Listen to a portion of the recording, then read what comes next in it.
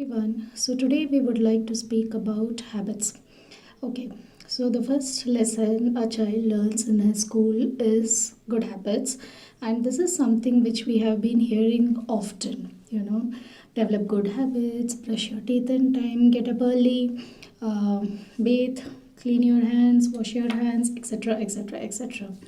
Now, over a period of time, we do tend to, practice those good habits.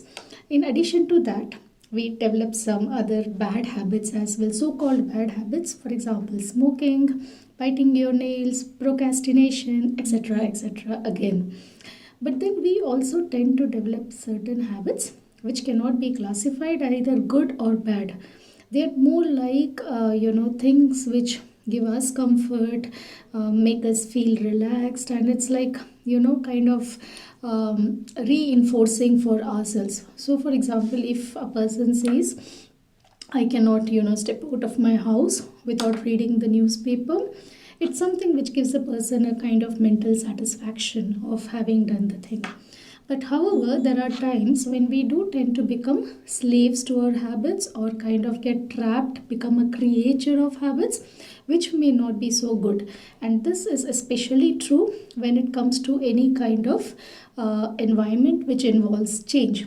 Now, change is something constant. We have been again hearing this term, quite a lot.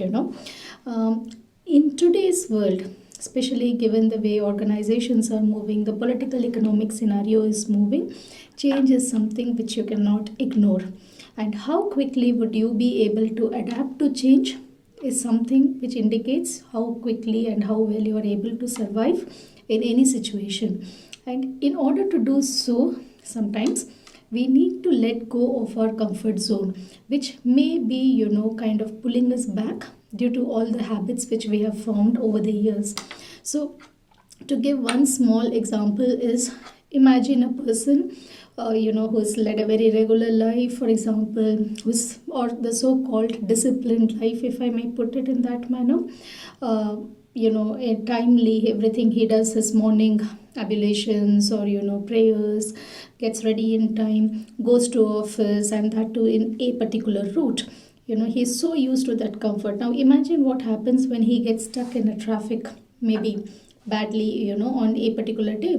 And because he's not used to exploring new paths, exploring or experiencing new changes in his life, he just feels stuck, and that frustrates him, that gets him delayed.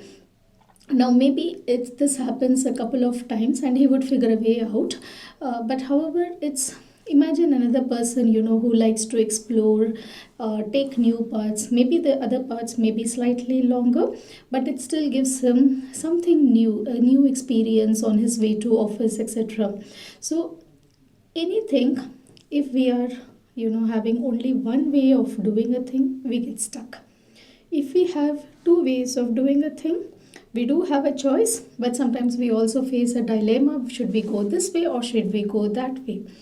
Imagine a situation where you have more than two ways, which gives you choice, and this choice gives you the flexibility and freedom to enhance your life in a better manner.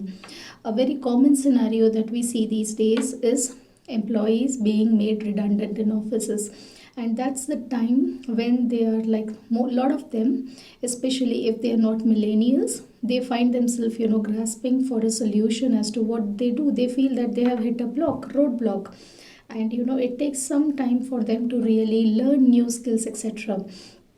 Better approach to this would be doing it beforehand, and so that if and when they face a situation, they know, yes, plan A, they go into this.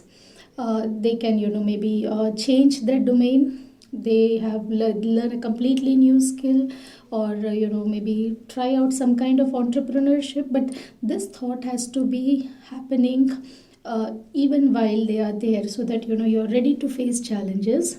So golden rule is, let's not be a creature of habits. Let's try to create more pathways so that we have choice, flexibility, and freedom in our lives. How do we practice this? Very simple exercises. Maybe you're used to sleeping in a particular position in your bed. Try changing that.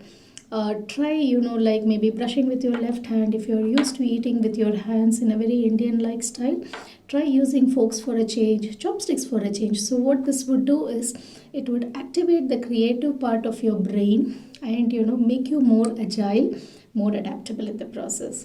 Like always, have fun, enjoy practicing. Bye.